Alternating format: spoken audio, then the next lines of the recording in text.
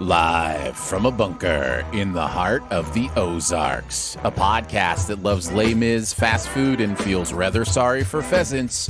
It's Sif Pop. Welcome to Sif Pop Weekly. We're streaming live most Saturday mornings or Friday evenings, or available to download later in your podcast feed, unless, of course, you're a patron. Patrons get perks. Patrons get those perks. All I need is a miracle. I'm your host, Aaron Dicer, and you're about to meet one of the greatest podcasters the world has ever known. Legendary, fashionable, powerful. It's Andrew Ormsby, ladies and gentlemen. All I need is you. Ahoy.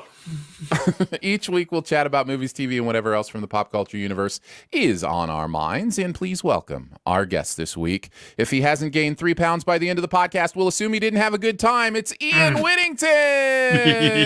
And I won't cheat by carrying 2 children with me. There you go. Fair enough. Fair enough. Hello, gents. Great to have you guys on. We're going to talk Eternals, which is a Marvel movie, and therefore the most important thing that's going on in the universe, apparently, is how it works. And then we're going to talk about, the British monarchy, which is one of the least important things going on in the universe. Oh, no argument here. Absolutely no argument here. I'm the wrong person to have on the show for this. No, you are the right person to have on the show. Ian, you live in the country, man. You live in Britain. See the Queen like once a week. That's right. She drops by for a spot of tea and everything is good, right? Make sure that her crumpets are in order. I'll probably get hanged for saying that. Say hi to all the corgis, you know. Yeah, that's true. it. That is true. And old got those corgis. Like 45. Yeah, a lot of royal dogs. A lot of royal dogs. Some of them are even the animal kind. Yeah. And we will also Savage Burn coming in from a dicer. That's really mean.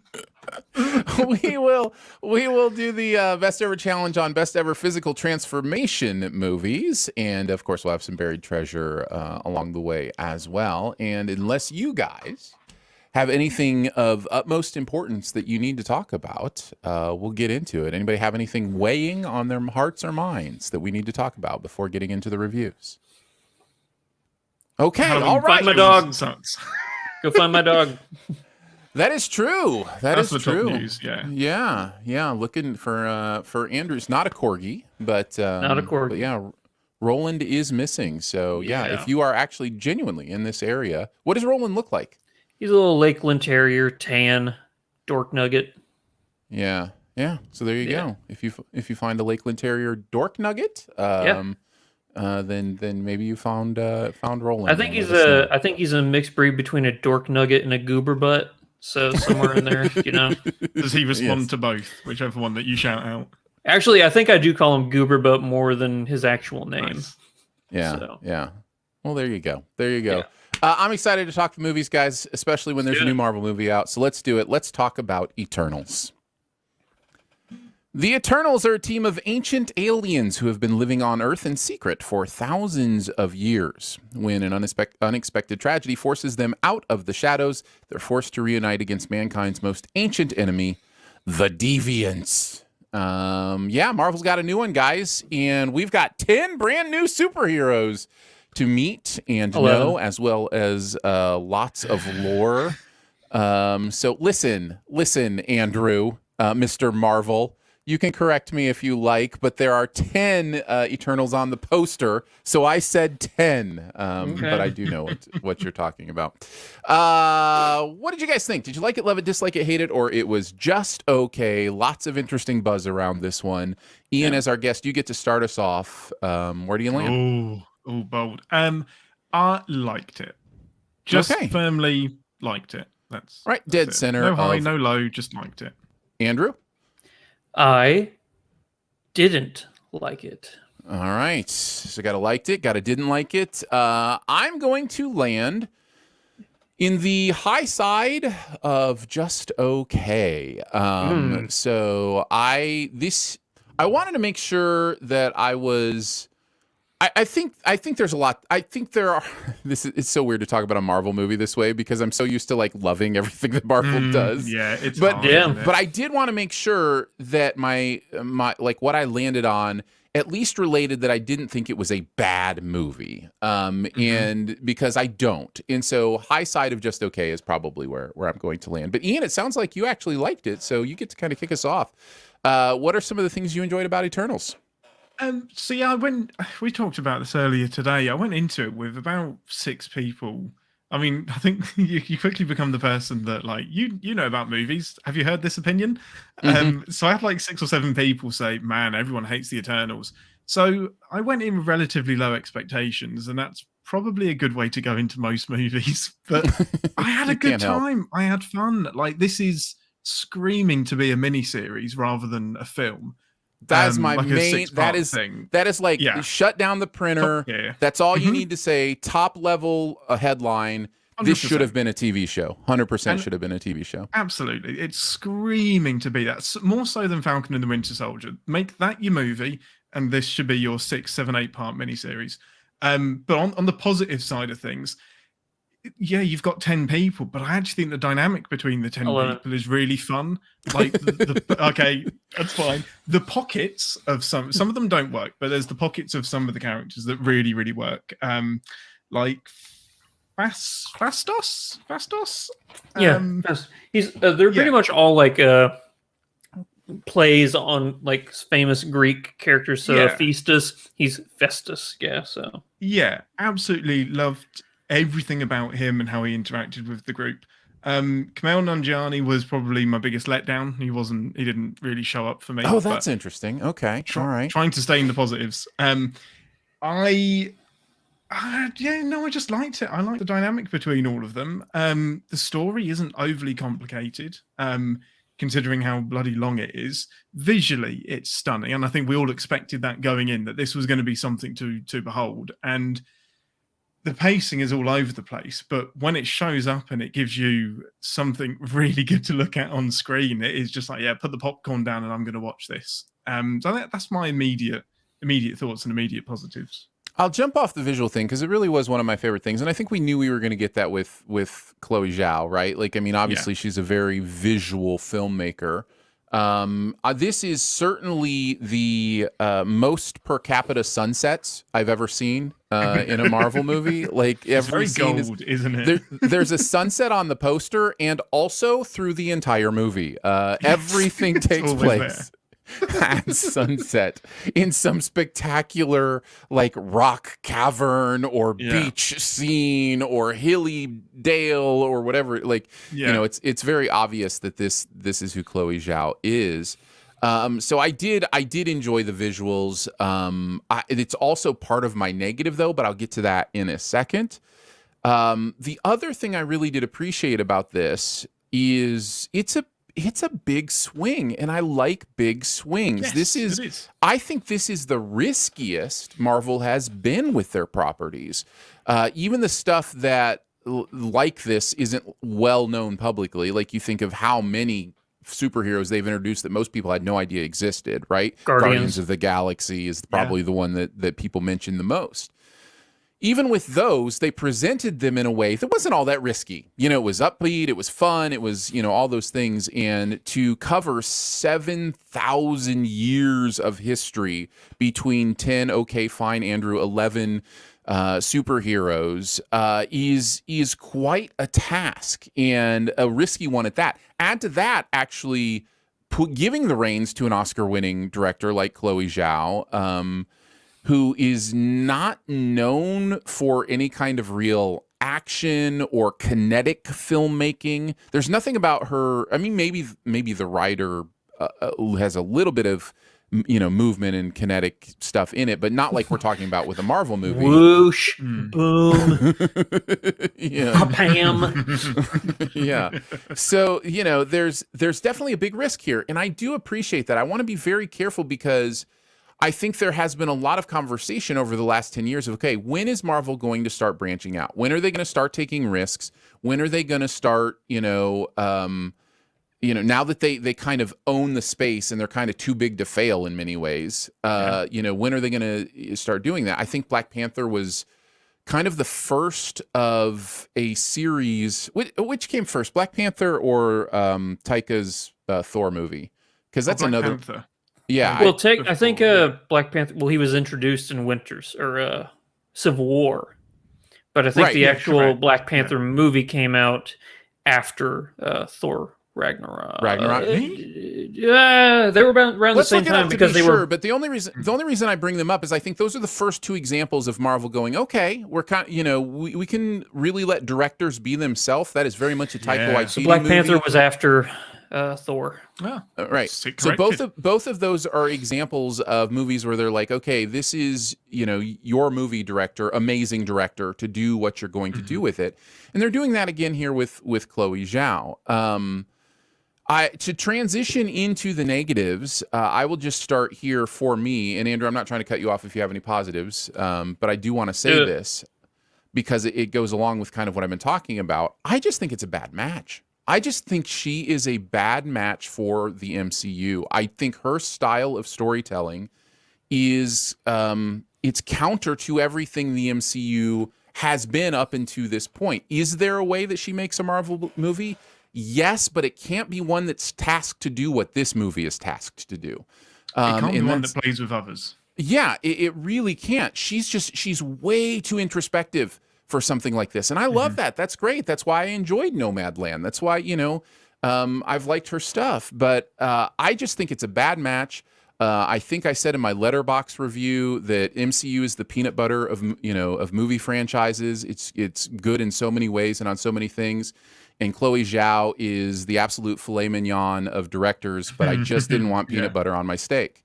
And it just feels like that, right? It just feels like it just doesn't quite work together, and because of that, there's some pacing issues, there's some things that feel off together, and I've got some other things that stood out to me for negatives as well. But overall, I think I land in the high side of it's just okay because it's still giving me some interesting characters.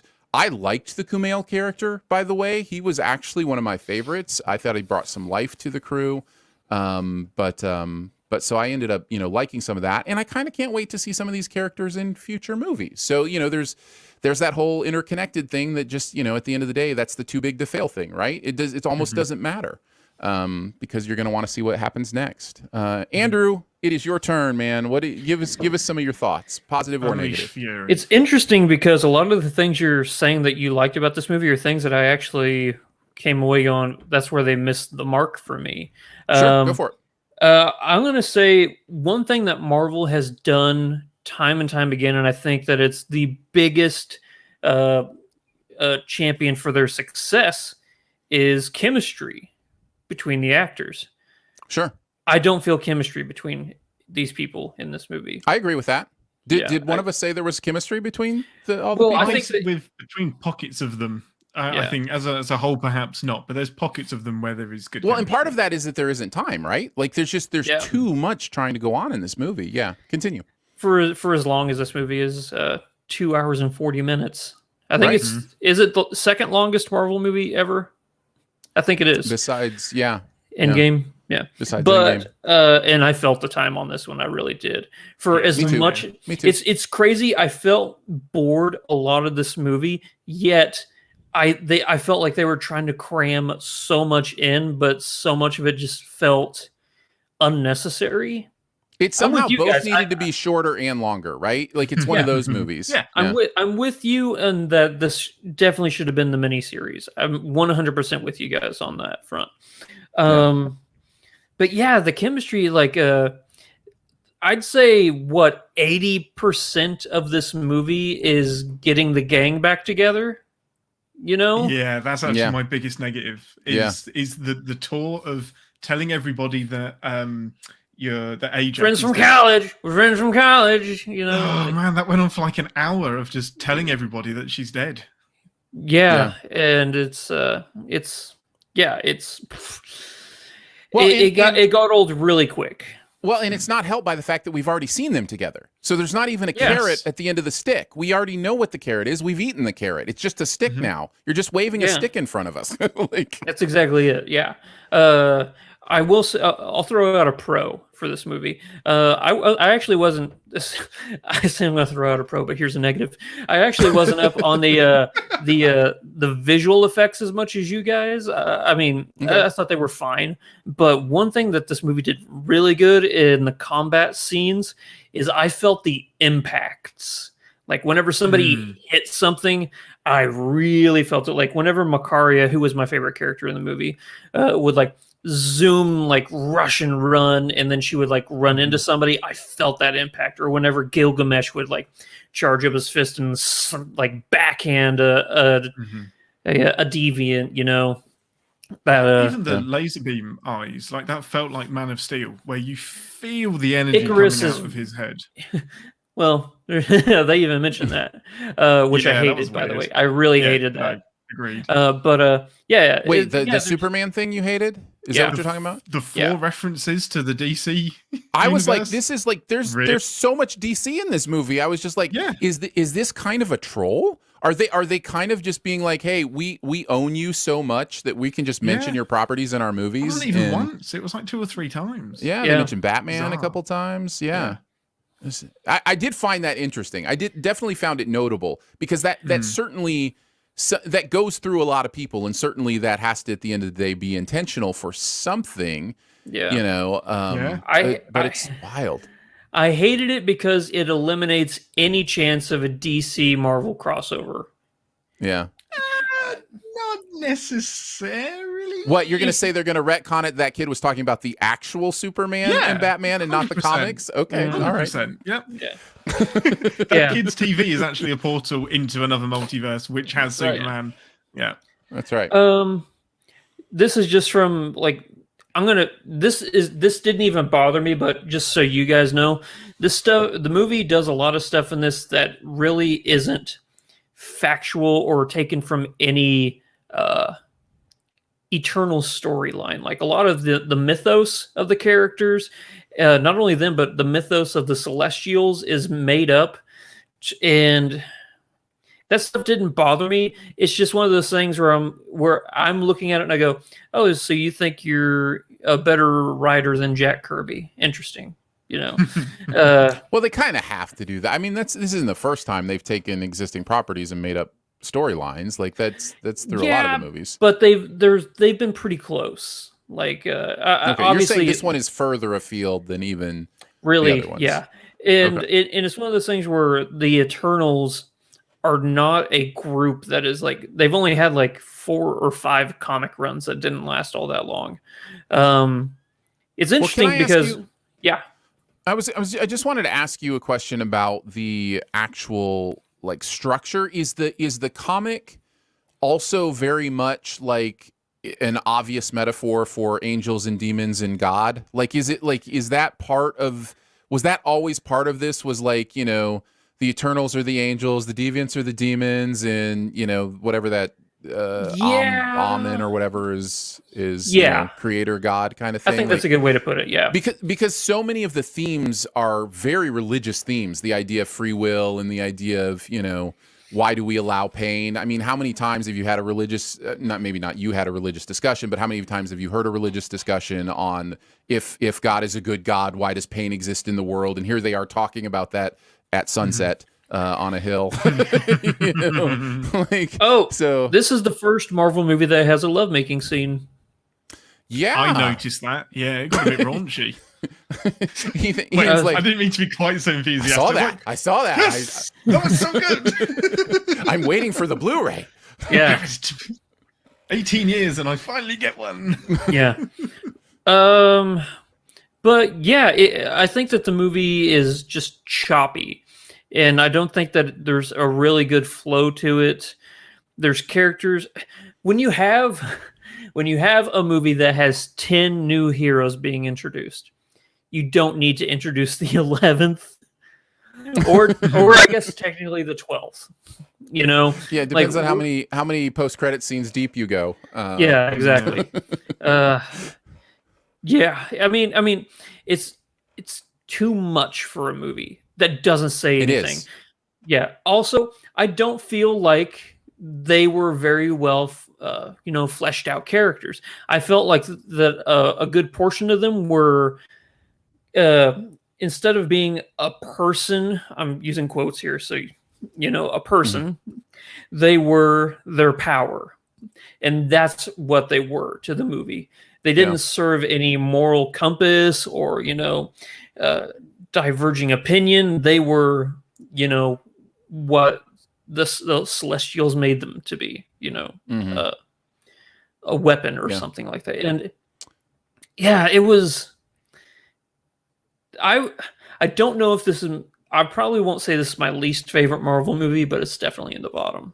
It's close for me, but again, I always like or love them. Like this is the first time where my instant reaction wasn't either like or love. There are some that my instant reaction has been like, that later on I've been, that's just okay. But when a Marvel movie comes out, I always have that bias, that recency bias thing that happens with me. I'm like, oh my goodness, that's fun. That's really fun. And I didn't have that as much with this one. And I do think a lot of that is, it's trying to do too much. And it doesn't have enough time to do it.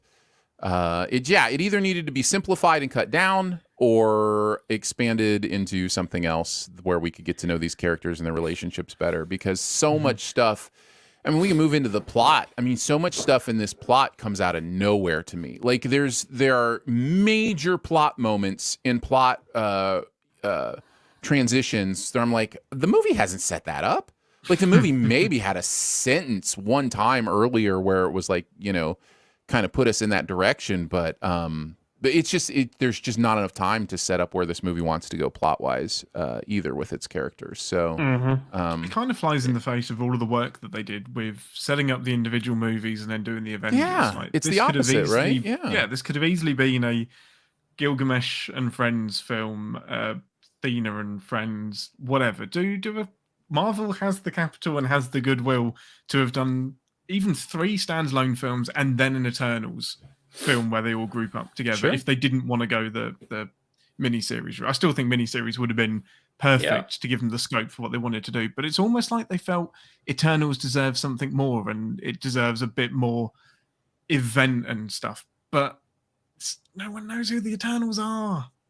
Yeah, well, not no one. That's the biggest problem. Not no one, but you're clearly not. Clearly, 33.3% of this podcast probably knew who they were before. I'm this sure movie, that's we're an extremely representative. I knew portion of society. I knew of the Eternals. I've never read a single Eternal comic. I'll say. See, that. there you go. You've been. Well, that's saying a lot. You're from the Marvel dude.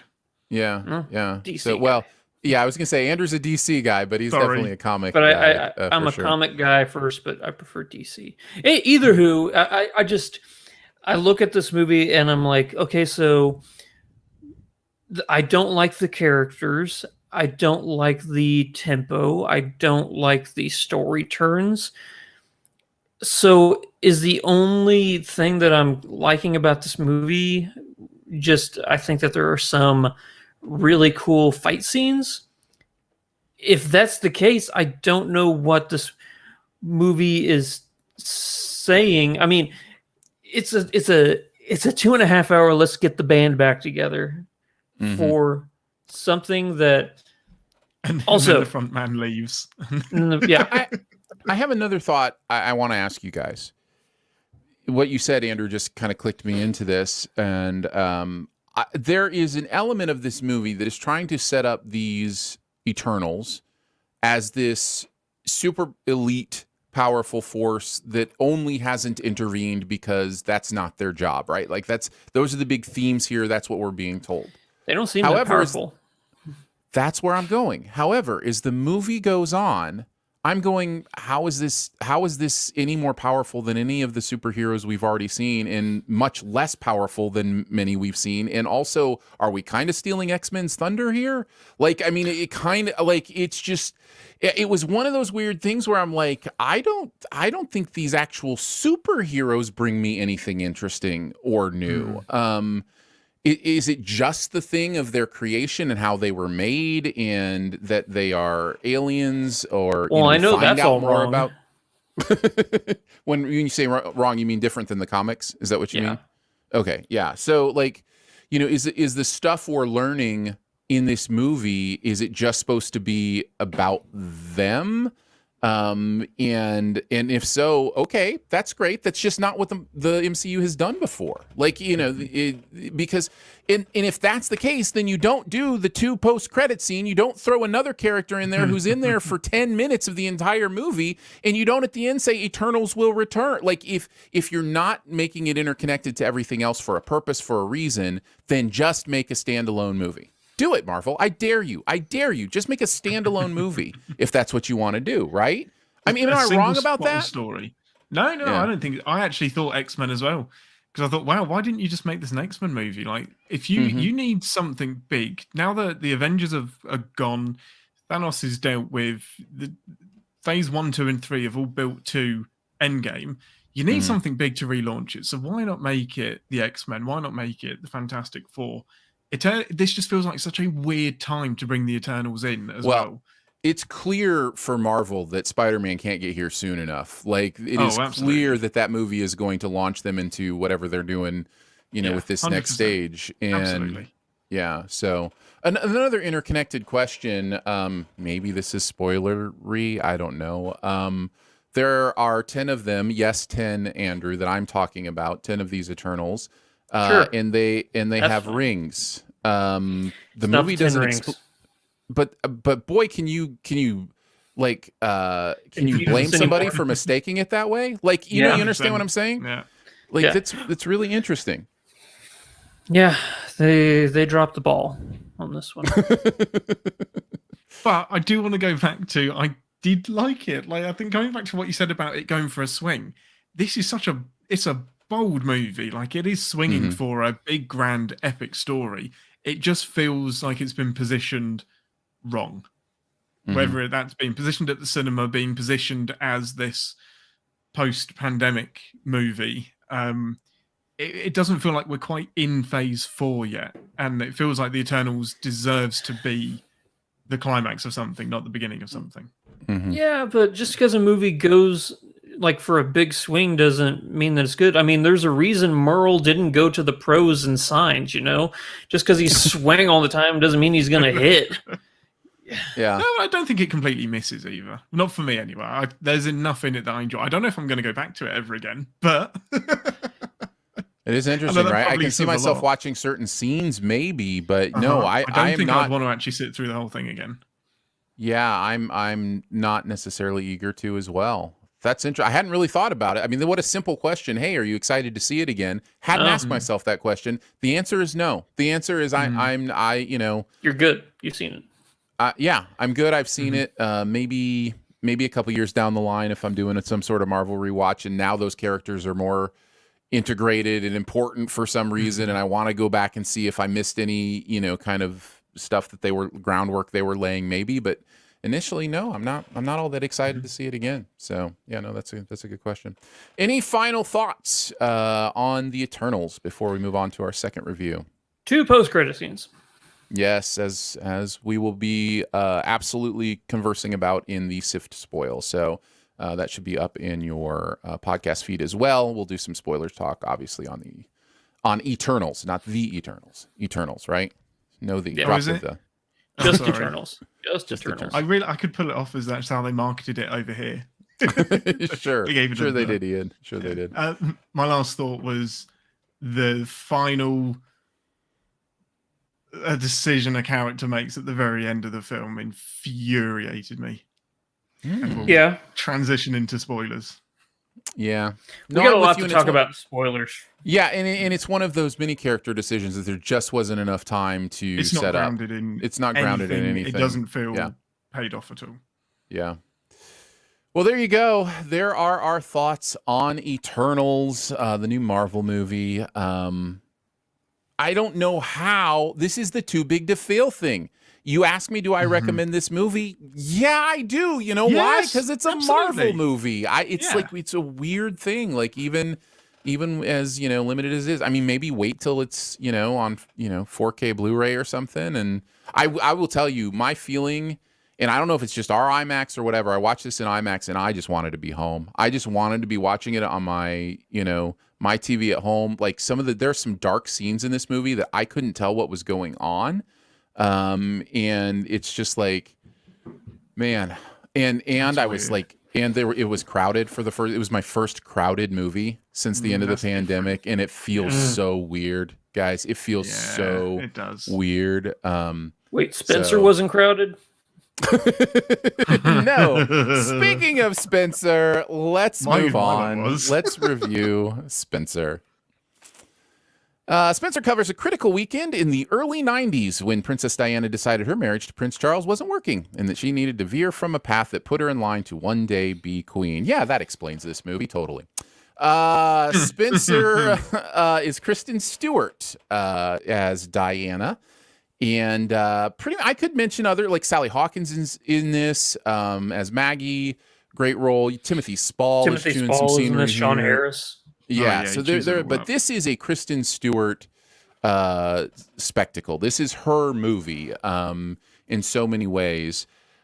This comes to us from Pablo Larraín, who you might know did the Jackie movie as well, which very similar vibes to this and Jackie, if you ever got a chance to see that. What did you guys think? Did you love it, like it, dislike it, hate it, or it was just okay? Andrew, you get to start this time. I really did not like it. Not close to hating it, but a firm really didn't like it. Firm didn't like. Ian? I respect all of the... I still haven't... It's always going to be good when you start with I respect. Yeah, truth be told, I haven't decided. So both these films I've seen in the last 6 hours. I don't know. Wow. But I respect all of the performances in this film. But I don't like it. Yeah, okay, guys. Well, what a fun show. I am waffling on this one quite a bit as well. I think there's enough here that I cannot say that I didn't like it. There's not enough here that I can say I liked it, so I'm going to have to go and it was just okay again. And that might be where I end up long term. It's a different kind of just okay than the just okay of Eternals, right? Like it's definitely one of those things where I guess I'll start because Ian, it sounds like we kind of have similar feelings, but you started last time, so I will go ahead and start. I just don't think it's my kind of movie. I just don't like. I felt the same way about Jackie. There's something about turning this real life person into almost a final girl horror character. Like there's something about this weekend that is very like. What was the movie about the game, the death games in the mansion? Ready or Not. It's almost like Ready or Not Royals style, right? Like it's Royale, battle royals. But yeah, so it just doesn't work for me because I want to go. Yeah, but that's not real. That's not really Diana. That's not. This is this hyped up, amped up, totally sensationalized, stylized kind of thing. Now, do I respect the art of it? Absolutely. Like there is stuff being done here with sound and music and shots. The music in this is like, incredible. Whoo, yeah, I was just like, wow. Technically, there's some really good stuff going on here. And and I think it will deservedly get nominations in some of that stuff. You know, costuming, probably music, those kind of things. I mean, I think Kristen Stewart is a lock for a Best Actress nomination. Really, 100%, without a doubt. I did not like her. Well, that's fine. I mean, I'm not even saying that I think it will be the best performance of the year. I'm just saying I think this is exactly the kind of performance that will get a nod and maybe even a win. So yeah, that's crazy. I think that she is just pushing so hard with this performance that it didn't seem believable. It didn't seem like it felt for me, honestly, it felt like, I don't know her Twilight character's name, but it felt like, you know, she was doing that same character just with a British accent. You know, she'd do the and then look away from the, you know, like just that cliche thing that she did. It didn't seem like a genuine representation of who everybody in the planet knows who Princess Di was, you know.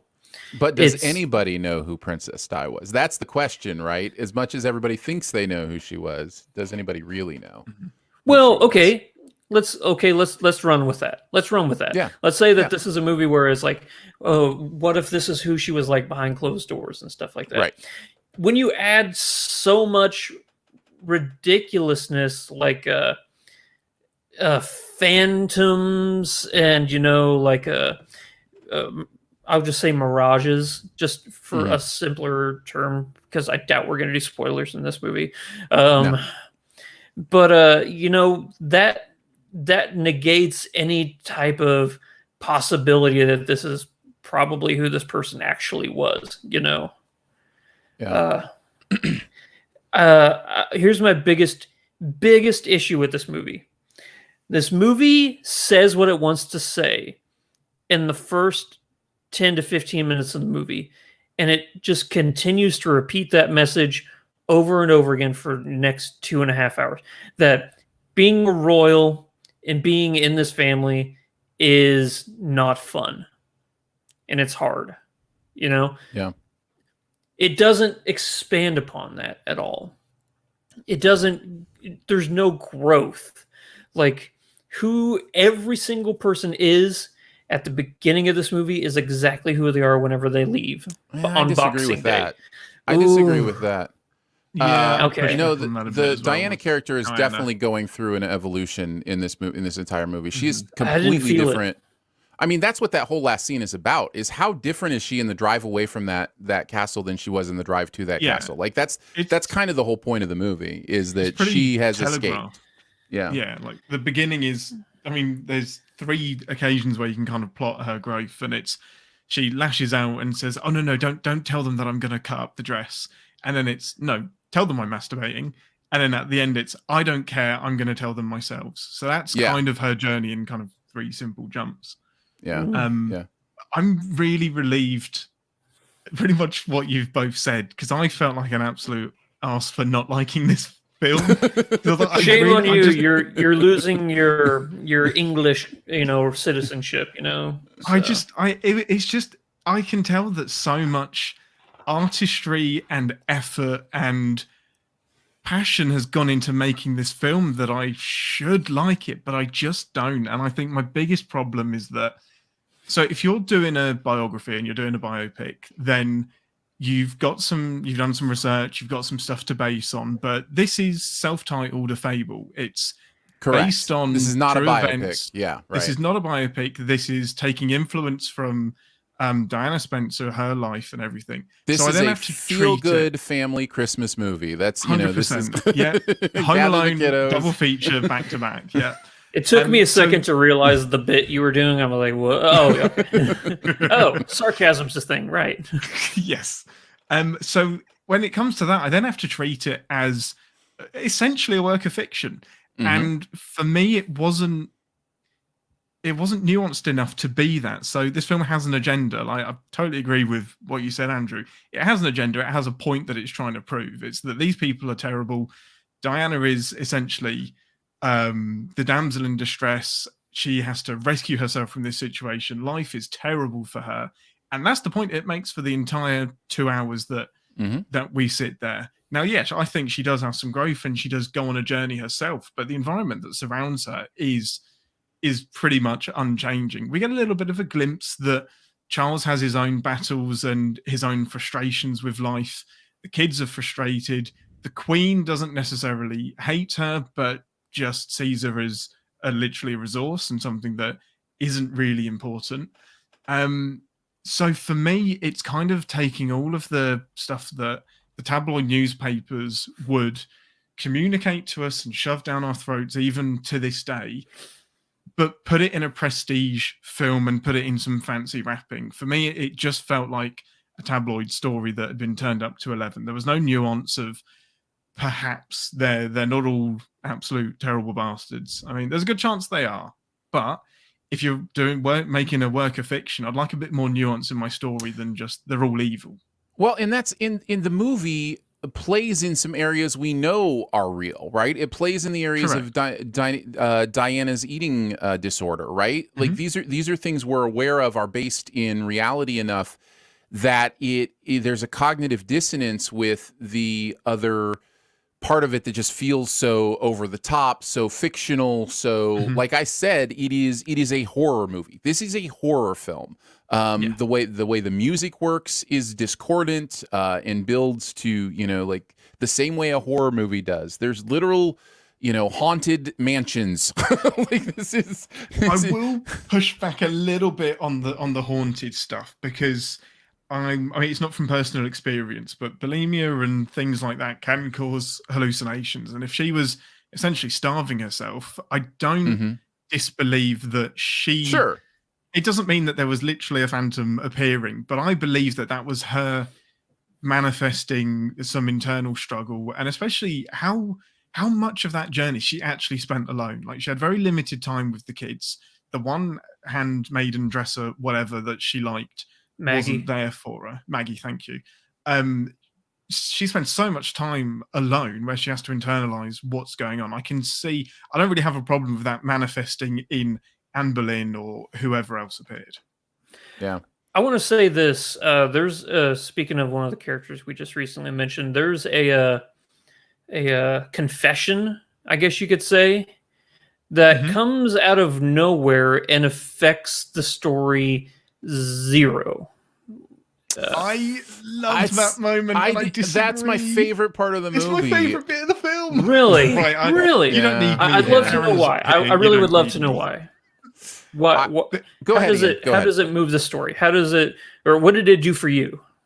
So for me, I think it was completely telegraphed. Like, it was, and I don't know that there's any backstory to that or there's any truth to it. It's not something I was aware of, but sure, it was so clear that Maggie was in love with her. And it was really, really well done. It was the way that she called her beautiful and the way that she acted around her in a way she was the only person that would tell her what she needs to do, but also understand what she's going through. Now, I don't think for a second it was reciprocated, but the moment when it actually happened just felt pure. And it wasn't because Maggie needed to say it. It was because Maggie knew that Diana needed to hear it. And it didn't make it any less true. It's just that shock and enjoyment. And it was such a pure moment. It was never going to be they kiss and go off into the sunset. It was just... there is still a mutual respect there, and Diana loves her in her own way, even if Maggie loves her in a romantic way. And I'm not saying, I don't think it had to do anything for the plot, but I think what it did do was free Diana a little bit into making her own kind of coming out to the family and saying, I'm going to take my kids to KFC. And that was her version of breaking the rules, etc. Now that's It's the absolute crux of her final decision. It is there is a moment during that. And again, what I love about it, beyond what it does for the character or the plot or any of those things technically, it is one of the more authentic feeling scenes in the movie. Absolutely. And it feels like there's something real there. The way it's acted, the way it's handled is the most authentic I see. And maybe that's purposeful. It didn't feel token or tacked on. It felt like human, right? And and maybe that's purposeful because at that moment, Diana in the story we're seeing is becoming human for the first time. She is becoming to a place where she is able to say, "Oh, I am a human being worthy of love, worthy of making my own choices, worthy of standing up for myself." Those kind of things in that moment. And that's what that does for her. She also says in that scene, and it is one of the most beautiful and also terrible things said in the entire movie for different reasons. She says something along the lines of, "You don't need doctors. You just need love." Oh, it's so bad. I was like, no. That's pretty Doctors cringy. will also help. Like, both things can be true. That's right. Both things are okay. You don't have to have one, not the other. But what the movie is trying to say, and I think is saying in that movie, is that is what Diana needs. She needs to know that as a human being, she is cared for, she is loved. She is not a something to put on a pedestal, something to take a picture of, something to display, something to parade with the certain dress that she's supposed to wear at this certain moment. It's just somebody saying that you are a worthy human being of love beyond any of that stuff. That's what she's supposed to hear. It's just unfortunate the way it's said also kind of diminishes like mental health in some ways, which the genuine is really bad. But yeah. Here's why I think Jackie, the movie, works and this one doesn't for me. They both are about, the leading actress, or our leading heroine in a very specific moment in their life, Where I think Jackie works is the fact that the moment in time of Jackie's life that is being, shown on screen is vastly more profound and, emotionally impactful than the moment we're seeing with Princess Di. Yeah. And Jackie, it's right after Kennedy gets shot, right after. Here it's a holiday weekend, which if this had been, the moments leading up to, and I don't mean that I think this would be entertaining by any stretch of the imagination. I don't want that to come across to what I'm saying. If this had been like, the moments leading, like the day of, the car accident, or something along those lines that had a profound emotional effect on not only the character, but also the audience. Like the moment, JFK was assassinated, that had a profound emotional effect on the world. And this is an inside look on how it affected somebody else. In this movie, this is not an impactful moment on the society as a whole. So it's just a very personal moment that we're being led into, but we don't have any context for why, besides the fact that we know that Charles and Di didn't, get along at the end. It's something along from the beginning. To be honest. That's true. Am I making sense, or? I hear what you're saying. I think I just maybe disagree a little bit. Like I do think the movie is trying to paint this weekend as a crucial weekend for this character. Like that this is that big of a weekend. Well, but I don't. Well, so is the movie about us, or is it about them, or like like it's. I don't know. I'm gonna be honest. Like my meter is kind of going up the more we talk about this movie because I continue it's going down for me. That's crazy. I continue to remember scenes. I continue to remember scenes that I just think they're really brilliant at bringing. Like I'm remembering scenes of her with her kids and some of the things she's doing about letting them open Christmas presents on Christmas, and like that is exactly what this movie about. Now, does that mean this movie is saying the same thing over and over again for 2 hours, like you said? Yes, it does, but I think it says it in different ways and builds this case that Diana is trapped, but she isn't trapped, and when will she realize she's not actually trapped? And I think it's really well done. I really do think at the end of the day, it's really well done.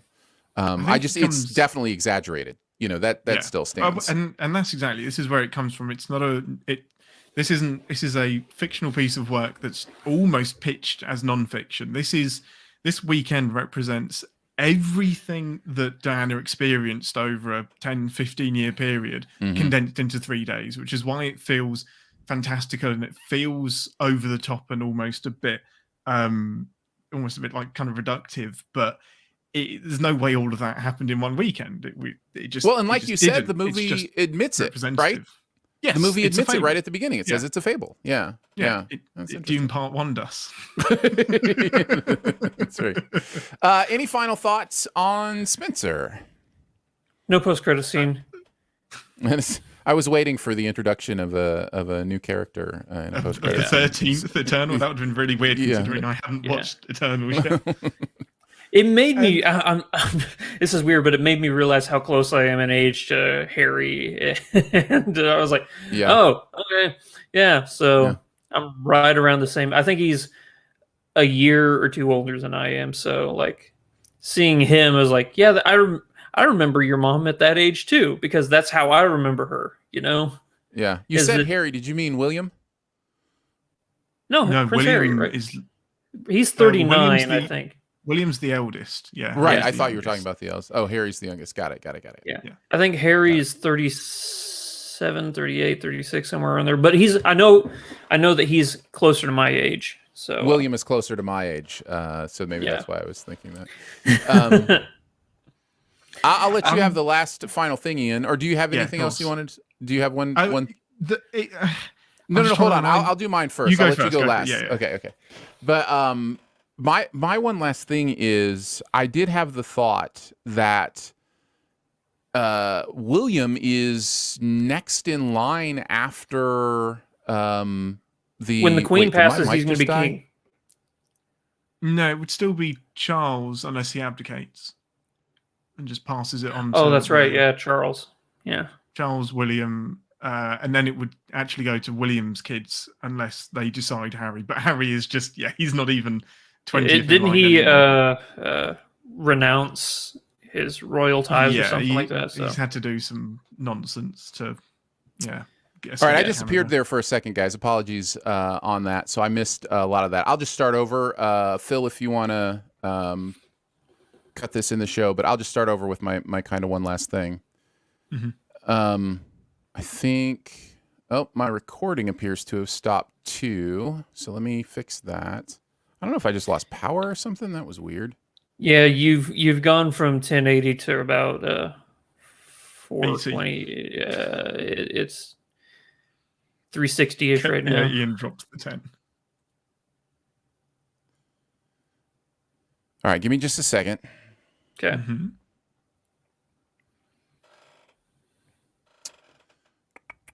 I'll just start a new recording, get my internet back up to speed. I have no idea what just happened. That was really weird. Okay,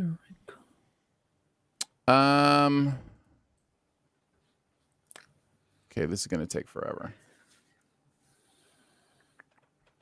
Now you're back up to about 1080. Yeah, no, my internet should be. I know. Okay, so I figured out what happened. Here, I'll tell you what happened while I'm waiting for the files to be ready for me to hit record again. What happened was my board shut down for some reason. So when my board shut down, it cut my recording, right? When my recording cut, and also cut my mic and my ability to hear you guys. But when that happened, because the file was over, it started automatically backing that up to the cloud. And so that's what killed my internet, is it was backing all that up to the cloud. It's the Rube Goldberg calamity is really what it is. There's a Mission Impossible finale in there. Somewhere in there. But now it will take a few seconds for the upload to stop enough that I can restart the recording. So that's what we're waiting for now, is my ability to restart the recording. All you missed was us doing the math on who's next in line. Yeah, no. And I had already done the math. I was just being nice and throwing that out to you guys. But Charles. But yeah, we'll Charles get back in charge. Yeah, we'll get back into that here in a second. Well, Phil, we still do have the backup of the actual show that's being broadcast right now, so we can use that. But I know it's easier to use the individual ones. but I know sometimes this takes a while. Should we all stop our recordings and then start over? That way Phil knows? No, that makes it actually more difficult, I think. Let's see what Phil says. Phil says, yeah, just send me 2 files for you, Aaron. I will do that, Phil, as soon as I can start recording a second file. So we will wait for that to happen. While we are waiting, let's talk about something that is completely unrelated to anything else we're going to talk about in the show. Ian, go. Halloween Kills. I think this is the third time that I've tried to talk about this film. Oh my! It's not a film. It's not a film. Yeah, when we reviewed it, we both felt the same way. We tore it apart. It's such a weird. It is, and it got right back up after we tore it apart because we didn't. We didn't have the foresight to finish the job. We stood over and tried to give a monologue, and then it got right back up. Friends said, you know what we could do while we're waiting is any of our live viewers that have any questions for us, if you want to throw them our way right now, this would be a good time to do that. I see Jay Bourgeois and Evan. There's somebody named Jagged Phil hanging out. So yeah, someone named Phil Sousa. I was today years old when I realized there were comments. Hey, people. All right. Shut up, Phil. This part of the show. I remember exactly where I was whenever I found out about Princess Di. My mom was raised in London. She was actually born in Spain, but like when she was 2, she moved to London, and that's where she grew up. So, and she's all in on the royal family. Like, that's her thing. So she must have caught my part of it then. Yeah. So whatever you left behind, she picked up for sure. Yeah, whatever I left in the womb. Me and my dad tend to agree on a lot of things, but he always plays it's good for tourism card. I was like, do you know what would be better for tourism is if we actually got to go into the places. And the best way to do that is to get rid of the monarchy. So I will just flip your tourism nonsense argument on its head. They are an embarrassment. They are a waste of money. They are a waste of resource. They just need to retire and live in a cottage in Cornwall. And stop being a thing. You guys, you're stealing my one last thing here. So just hold tight. Halloween Kills. I tried, and you pivoted us away. You got to give us something good to talk about. I said comments. Was that something from the comments?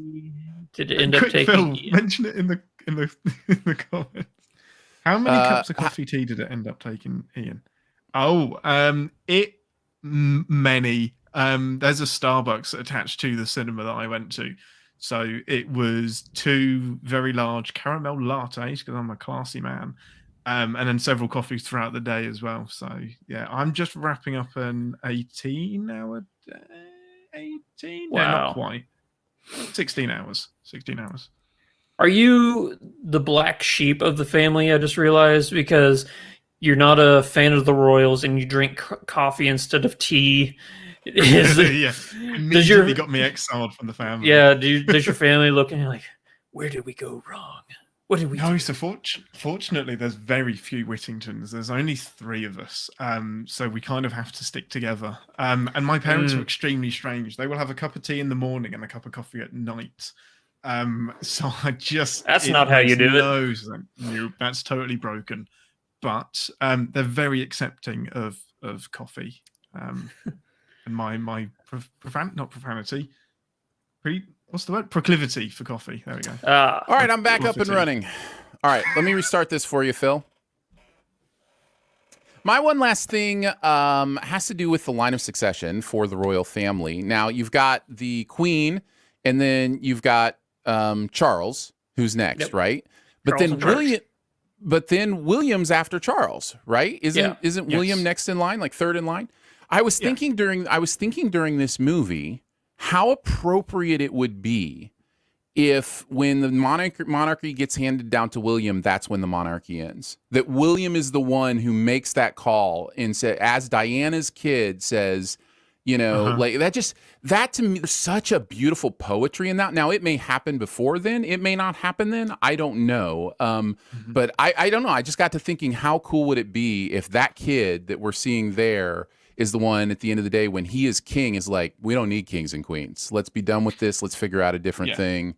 I just thought that might be an interesting and beautiful way for the monarchy, quote unquote, to quote unquote end, whatever that means. So there's a genuine school of thought that he may actually do that. I don't think we are many generations away from that happening. I don't think William's going to be the one to do it because there's loads of ceremonial things that they still do. But man, for the sake of his kids, perhaps he might. Maybe he just might think, you know what, I don't want my kids to go through this. Yeah. Anyhow, Ian, finish us off. What's your one last thing? I was just trying to remember why I didn't like this film. And because it's 2.5 hours of nonstop melancholy. It's not even 2 hours long. It's 2 hours. It's not. It's an hour and like 50, isn't it? Hour and 56. Is it really? It felt like it wasn't 2 hours. It's an hour and 50 of pure melancholy. Besides one moment at the very end that's saved by Mike and the Mechanics. This is Ian's final thought brought to you by Andrew's final thought. My final oh man, it's technically I really like this film, but the story just doesn't do anything for me. It has such an agenda. It's so one-sided. It's so one note. That's where I land. I want to like it. I want to respect it. Something is happening here, but it's not for me. Yeah. Well, there you go. That is Spencer. It is in theaters, and I don't think I mentioned with the Eternals, that is also in theaters only. So you can check out those two movies. I would give even a little bit of a recommend to this if you are into like technically astounding kind of things. If you're more of a awards baity kind of movie watcher, this definitely falls into that category of something you might want to check out. Otherwise, it's probably not for you. All right, let's move into the best ever challenge. But before we do, just want to thank our members of Sif Pop. Membership starts at $3 a month. Lots of fun stuff goes on with that. We just recorded our members only pre-show that comes with one of the levels where we cast the entire MCU with people who aren't in the MCU yet. And when I say we, what I mean is Andrew cast the entire MCU. Ian and I were just like, hey, I want to see this person in the MCU. But if you want to hear that conversation, you can as a Sif Pop member. There's also other sorts of fun stuff there. I will also say our Sif Pop family meeting where we do a live Q&A every month for a certain level of membership is going to be open to all Sif Pop members for Christmas for December. So that'll be the first Monday in December. That happens at 5 p.m. I almost said 6. I think that's 5 p.m. Central on the first Monday in December if you want to drop by for some Q&A as a Sif Pop member. You can check all that out at patreon.com/SifPop. All right, let's move into the best ever challenge. Best ever physical transformation movies. These are movies where one of the main characters has undergone a huge physical transformation to get ready for the role of some sort. This is in honor of Kumail and maybe even Kristen Stewart a little bit. She certainly definitely looks a lot like a die in this one, but more. This is more for like what Kumail did in for the Eternals. This is a fun one. We'll go number 5 to number 1, and if you have something a little bit higher, feel free to try that. Andrew, why don't you kick us off? What you got at number 5? Number 5. This is where I have Natalie Portman in Black Swan. Mm-hmm. Yeah, that's a good choice. Oh, it's trumped. Black Swan has been trumped. Let's see. Aaron. Ian. No, Ian, go next. No. What I noticed about this category is that there are some glaring films I haven't seen that I must watch, and I feel bad for having not watched them. But at number 5, I had Anne Hathaway in Les Mis. Yeah, that works for sure. Yeah, I really like this film. I still, the first thing I think of is that Russell Crowe can't sing. But if you just, I don't think he's that bad. He is. Put it to one side just for a second. The rest of the film, I really like it. Hugh Jackman's great. Anne Hathaway's great. Everyone's great. It's just, I like this film a lot. I'm not a big musicals person, but I really like this film. Do you also like Phantom of the Opera and Fast Food and Pheasants? Yes, and no, but not in that order. Okay, fair enough. Yeah, no, I enjoy Les Mis quite a bit, actually. There's some. I remember the first time watching Anne Hathaway's big, show-stopping moment in that movie, and just being like, "Oh, okay, there you go. You've got that in your back pocket." Yeah. My number 5 is Shia LaBeouf in Fury. This is one of those that's not as well known. Transformation of ripping out your own teeth. Yeah, like what? He had his own teeth actually ripped out just so he could feel more of what I know. Like, he did a couple other things for this movie. He didn't shower. He slept in the tank. Yeah, that's fine. Yeah. That's fine. That's not pulling your teeth out of your head. Actually, Ian, I don't know that any of it's fine. And let's be clear, like, nobody else on set thought it was fine either. Yeah, it's called... No one else in the tank did. Acting, okay, guys? It's called acting. You can act. Exactly. You don't have to do this stuff to act. Anytime you start getting into stuff like this, I get a little... And there are rumors of even more terrible things that Shia has done to get ready for roles, and I'm not going to say them specifically because I don't know that they're confirmed as anything more than rumors. But I will just say there is this level of supposed commitment that some actors have, and I want to make sure as we're talking about this physical transformation thing, it's not honoring these choices. We're just saying that these choices were made. And those movies that resulted from them are good for maybe completely different We're saying reasons. The movies are good, not the actual physical transformation. Right, yes, yeah. Pretty much all of them have categorically said, this was a bad thing for me to do, and I feel like I was going to die. All of them have said this. Yeah. And they're being paid tens of thousands of dollars to do it.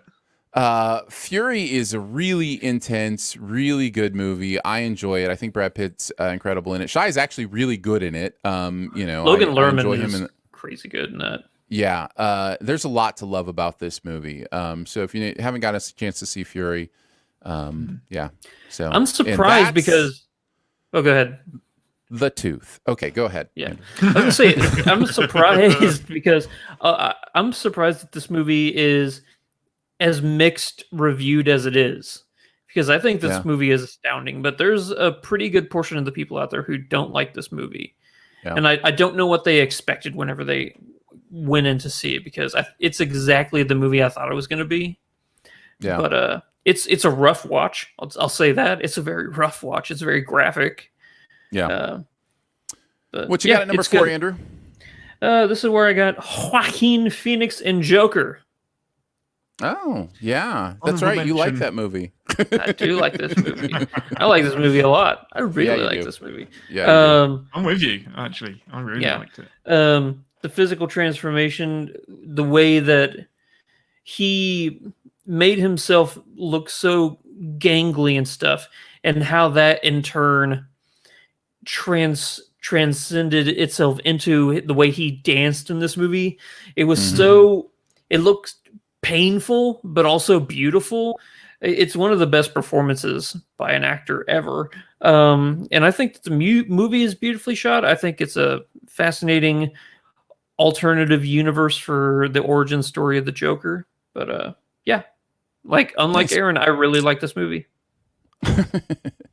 Ian, what do you got at number 4? This is where I had Black Swan. So yeah, not far off. Okay. You have to respect what she went through for this movie and just her performance, and Natalie Portman is the best. I mean, it's between this and V for Vendetta as well. I feel like she had a similar kind of transformation, but this is the tentpole for her, definitely. I was when did this movie come out? 2008? Yeah, I think it was 2008 because it was the year after No Country for Old Men, and it might actually be 2009. Let me check. Yeah, I just remember this film. It's 2010. I remember I wasn't a teenager then. But anyway, I remember this being quite early in my, I'm going to think about movies other than The Mask and Back to the Future. And this one just hit me in a, whoa, that's a story. That's a well-made film. Yeah. Yes.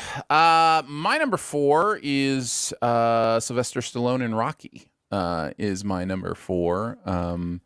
and he went through his own physical transformation, and for his own movie, for his own reason. Rocky is one of those movies that the more stories you hear about how that movie got made, the more amazing it becomes, and it's just an absolutely incredible film as well. So I didn't even think Rocky about it, is but my I number think one. you're right. It's just since I was his first movie, I haven't seen him look any different, Yeah, no, that's fair.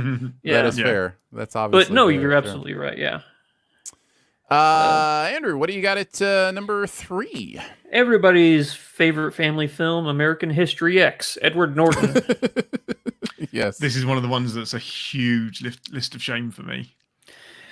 It's crazy because I think, correct me if I'm wrong, I think he did Primal Fear like right before this, and then he had to put on like 30 pounds of muscle to be in American History X. Yeah. What a fun, happy-go-lucky movie. That is a movie. The more you hear the behind-the-scenes stories from that movie, the more terrible you feel about it.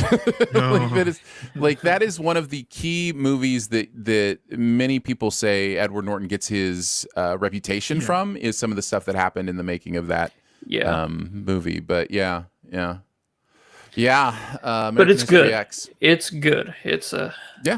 I agree. I don't disagree. Fascinating movie. So that's my number 3. Ian, what do you got at number 3? I have got Tom Hardy in Bronson. I am a huge Tom Hardy fan, so I won't be impartial about him. But I love this movie as well. It's a what trip. he's doing.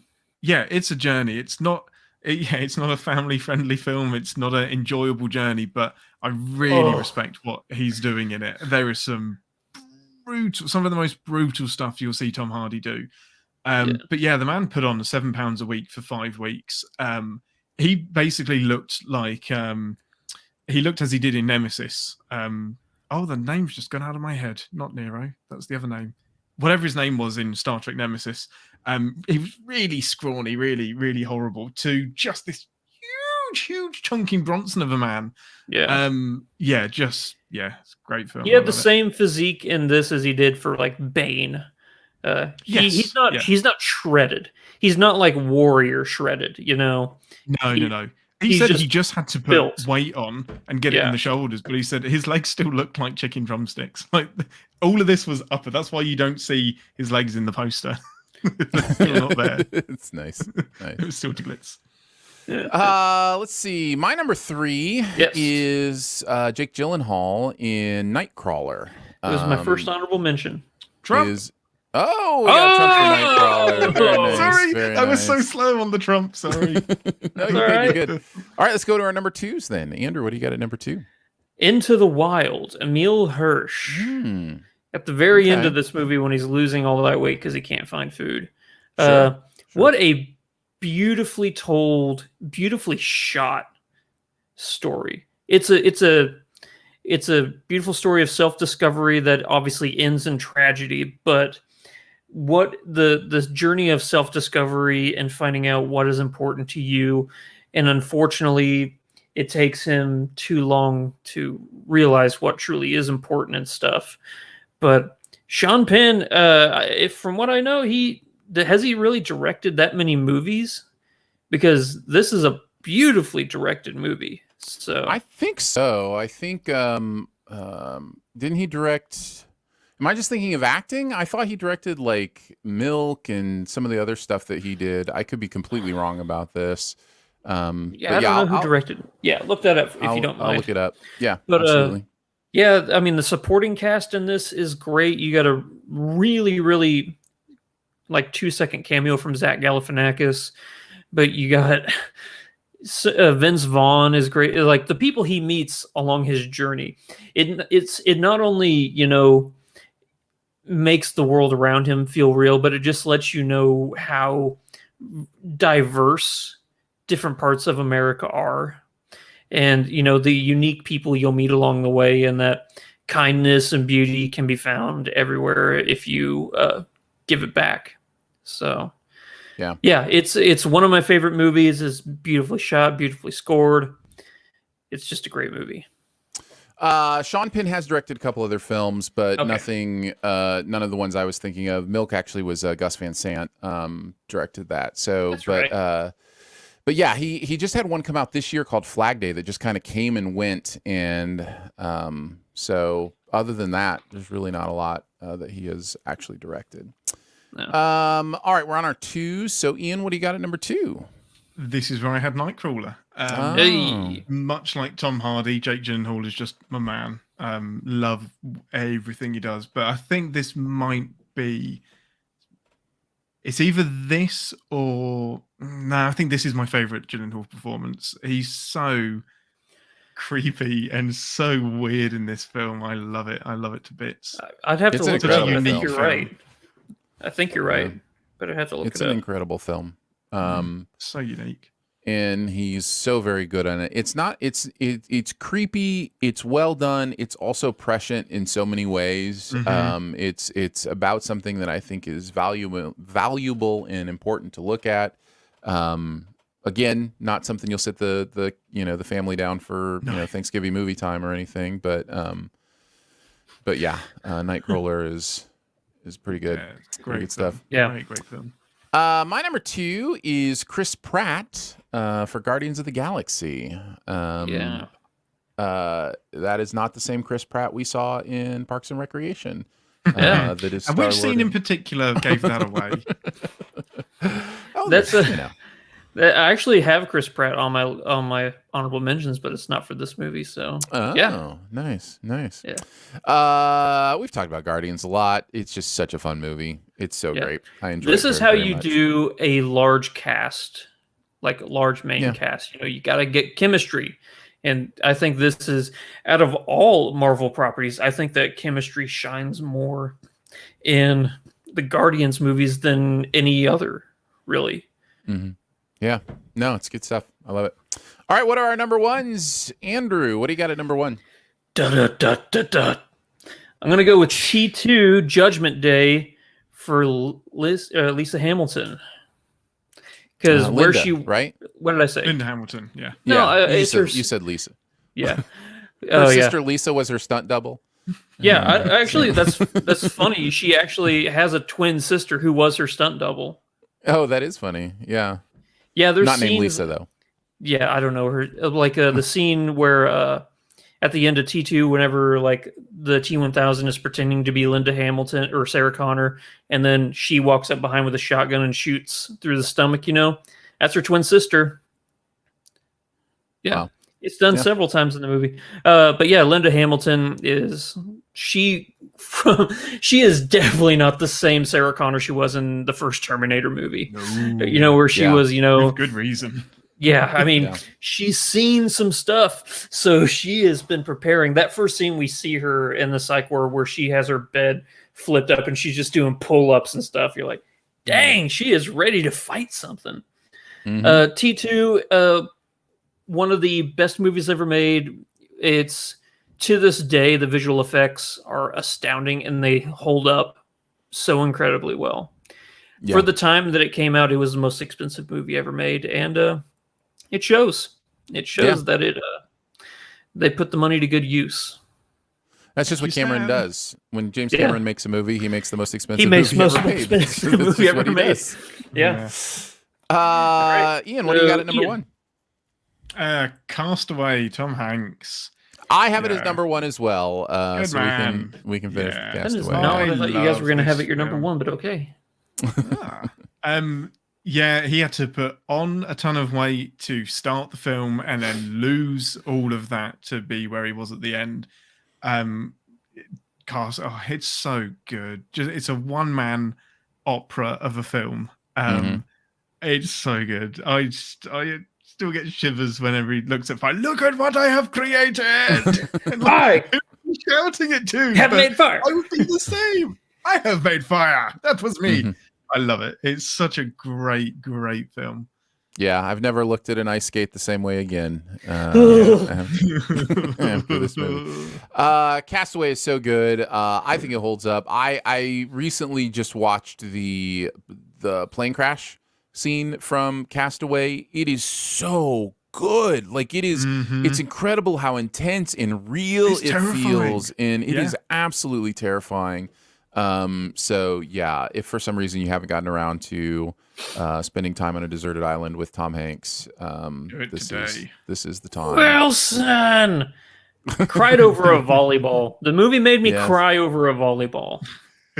That's power. That's the power of movies, right there. It's an empathy machine. Let's talk honorable mentions. I have 5. Go ahead. Why don't you just throw them out there, Andrew? The one that I thought you guys were going to have as your number ones was Dallas Buyers Club. Not only for McConaughey, but also Jared Leto. Both of them went through a physical transformation that was astonishing. Very well deserved. It's a good movie. It just wasn't quite in my top 5. It was in my honorable mentions. So fair. List of shame for me. That one and The Machinist are both list of shame that I need to watch. I mean, I don't like The Machinist. I don't. The movie doesn't say anything. I mean, don't get me wrong. It's probably the most striking and shocking physical transformation an actor has ever done. You know, but it doesn't do anything for me. The other Chris Pratt movie I was thinking was Zero Dark 30, where he was the Navy SEAL. He put on some muscle for that movie. Yeah, no list would be complete without Charlize Theron in Monster. Correct. Yeah. Yep. Or what's the one that she just did where everybody thought she was in it, but it was actually the real person? About Fox News and stuff. Was it Megyn Kelly when she was I forget what that movie was called. When Megyn Kelly told everybody that she was Charlize Theron. Yeah. That's how good she was. Yeah. Got it. Yeah. Captain America First Avenger, Chris Evans. I don't think he was built, but he was built, but what he did to get to that level was great. And then every single person in 300. What you mean? Fair all enough. of the computers in 300? Yeah. I mean, you look at like behind the scenes. Those guys got ripped. They got buff. But obviously there's some CGI going on to make those abs glisten a little bit. But it's like, I love 300. I think 300 is a critically underrated movie, criminally underrated movie. I would go with Philadelphia in this category with another Tom Hanks transformation. Great movie. Christian Bale has so many of these, but I would go with Vice most recently. Yes. I thought that was going to be on your list somewhere. Yeah, I didn't know if that was prosthetically, though. There's definitely some prosthetics there, but he also definitely gained some weight and transformed his body.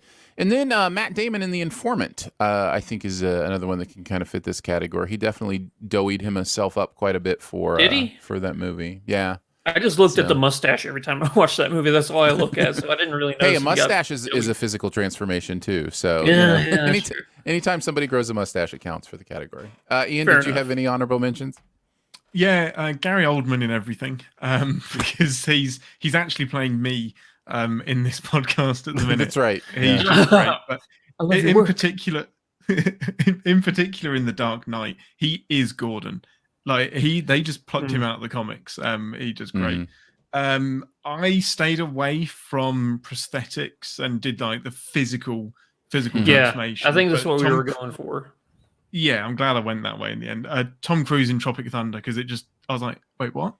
Is that's Tom Cruise? That's a lot of prosthetic, I think. That's a lot of prosthetic. And my final honorable mention is every actor in every Star Trek film, because the vast majority of them go through massive transformations. But yeah, the vast majority are prosthetic, or they get actual, they cast actual aliens.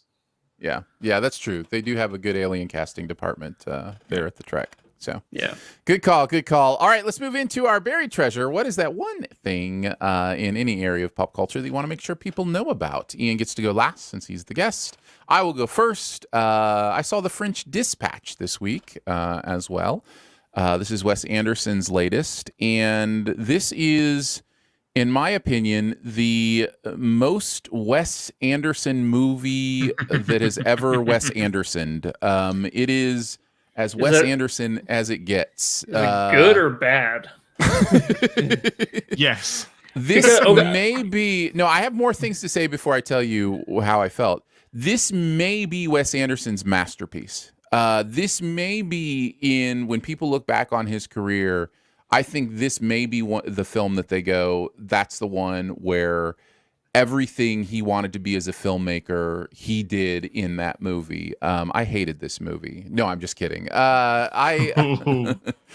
I actually really liked it. I really liked it. Man, you got to embrace you just have to give yourself to it. It's like Shakespeare, right? We've talked about this before. Like when you're watching Shakespeare, you just kind of have to give yourself to the language, give yourself to, the form. Wes Anderson is the same way. I cannot wait to see this movie again. So if that tells you anything, like I'm really, really excited to dig in again because I think there's so much nuance here. It's basically a visual representation of this little, magazine that is in this paper in Kansas about what's happening in France. And it's just, there's a few stories, a few, arts and lifestyle sections. It's hard to explain, but again, it is so Wes Anderson-y there. It is absolutely incredible. So I did come out of it going, man, that was amazing. Wes Anderson is a genius. Did I enjoy that movie? And I had to ask myself, and so I'm still asking myself that question, but then I answered it with, do you want to see it again? And the answer is 100% yes. I can't wait to see it again. I think that means I enjoyed it, right? Like I think that's a pretty clear sign that I had a good time. Yeah. So yeah, I would recommend The French Dispatch. I think it's pretty great. This is what I find interesting because normally whenever you look at Wes Anderson's earlier career, whenever most people would say he's being his most Wes Anderson, you tend personally not to like a lot of those movies. Like I think he's figuring out what he likes to do in those movies. I think you can see a clear willingness to embrace the more quirky, the more his career goes on. I think was Isle of Dogs the one before this? Does this directly follow Isle of Dogs?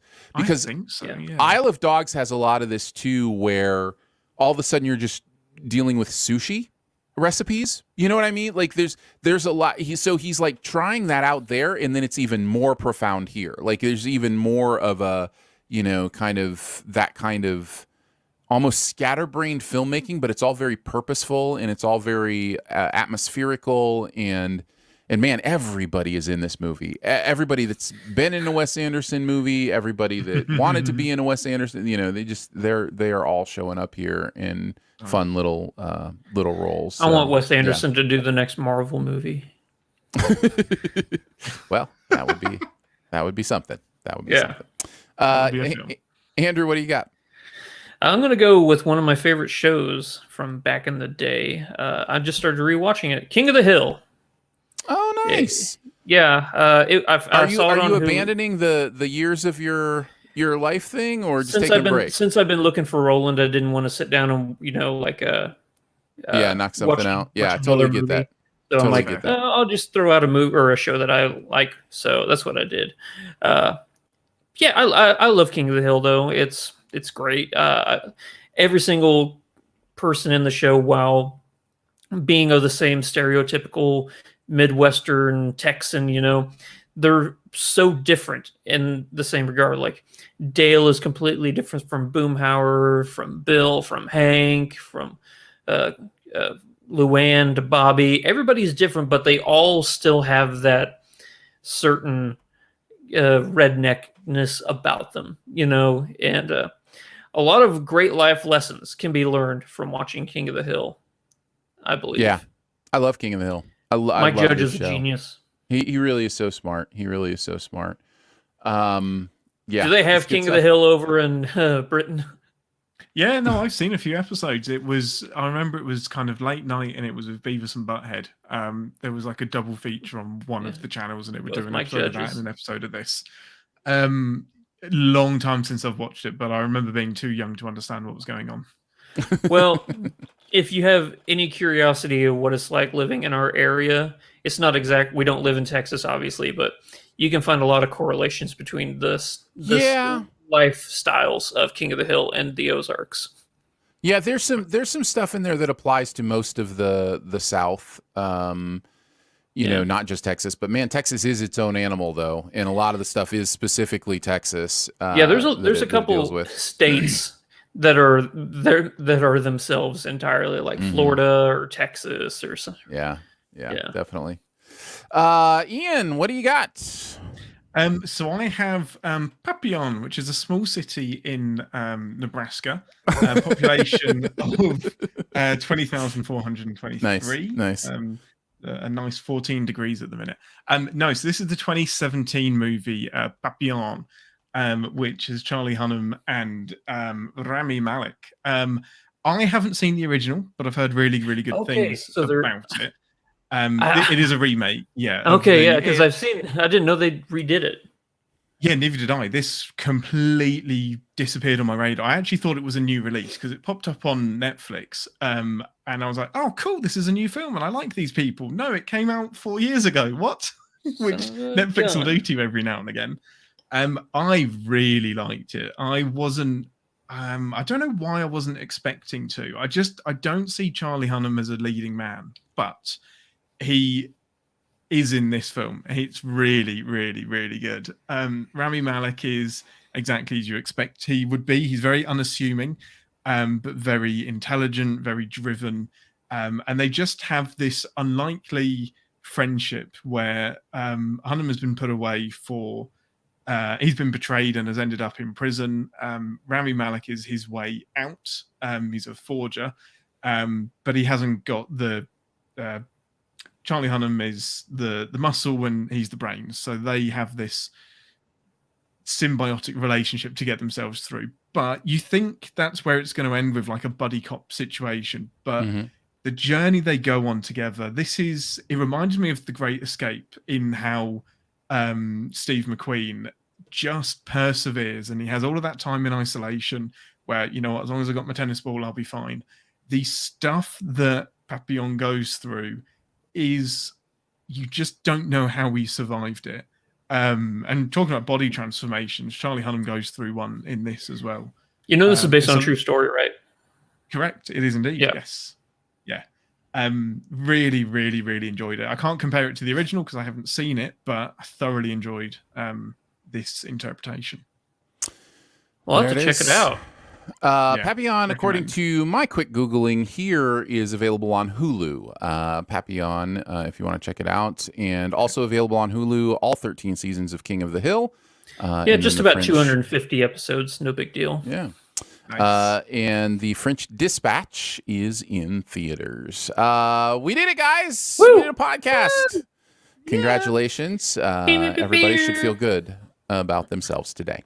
Thank you so much for joining us today for the podcast. Civ Pop is part of the Studio DNA Podcast Network. You can find out more about other shows on the network at studiodna.media or by searching Studio DNA in your podcast player. Huge thanks to Andrew for hanging out again today. Thank you, buddy. Big thanks to producer Phil for producing the audio and video show. Thanks, Phil.